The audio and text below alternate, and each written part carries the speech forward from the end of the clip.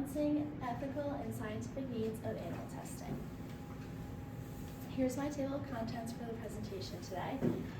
First, I'm going to start with ethical considerations, validity and limitations of animal testing, and balancing ethical and scientific needs of animal testing. Before I get into any of that, I'm going to start with my claim. The research question was, should animals be used for biomedical research? And my claim was yes, but only when there are no viable alternatives, prioritizing ethical considerations and innovative research methods. Introduction. How did animal testing start? Animal testing dates back to the days of Aristotle and Aristides. However, it has grown exponentially today. Now we use 115 million animals annually in biomedical research, making it a source of ongoing ethical debate. On one hand, it has been instrumental in saving so many human lives, but on the other, it raises serious questions about the suffering inflicted on animals. My goal today is to explore this moral dilemma and evaluate the effectiveness of animal testing and discuss alternative methods that might allow us to balance scientific progress with ethical responsibility. Let's start with the ethical side of animal testing. Animals are sentient beings capable of experiencing pain and distress, which means we have a moral obligation to minimize their suffering. Researchers are encouraged to follow the 3 R's framework: replacement, reduction, and refinement. Yet many practices, like inducing diseases or depriving animals of basic needs, are still widely in use. Organizations like PETA and the Humane Society argue that these methods exploit animals rather than respect their intrinsic rights. Furthermore, the idea that mice or rats are used in animal testing only is a common misconception.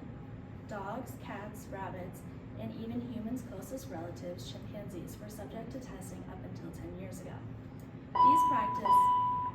These practices are just to rethink whether the benefits justify the costs. Validity and limitations of animal testing. While animal testing remains the gold standard in biomedical research, its validity is increasingly questioned. The physiological differences between animals and humans often leads to inaccurate predictions.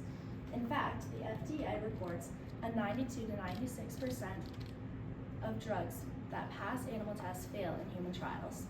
A striking example of this is the TGM 1412 case, where a drug that seems safe in animals caused life-threatening reactions in human trials. Some new possibilities for improvement include new technologies like organ-on-a-chip systems, which mimic human organs more effectively, providing a more accurate and ethical alternative. Similarly, computer modeling can simulate drug interactions without relying on animal subjects. These advancements highlight limitations of animal testing and the potential for more reliable advancements. Balancing ethical and scientific needs. Given these challenges, how can we balance ethics and science?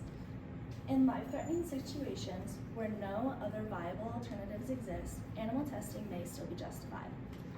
For instance, research involving animals has led to breakthroughs like the smallpox vaccine and treatments for polio and cancer, and many others that I'm not mentioning today. However, we must enforce stricter limits on non-critical testing and prioritize humane alternatives like the organ-on-a-chip or computer simulations, as I mentioned prior. By doing so, we can foster innovation while reducing harm to animals. Additionally, increased funding and regulations are essential to accelerate the adoption of these technologies and ensure their widespread use.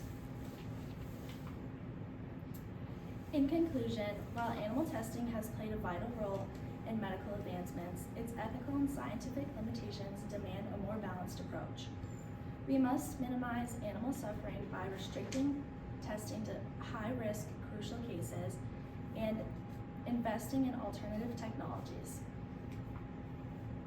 By advocating for stricter regulations and more funding for innovative research methods, we can ensure that scientific progress goes hand in hand with ethical responsibilities. Thank you.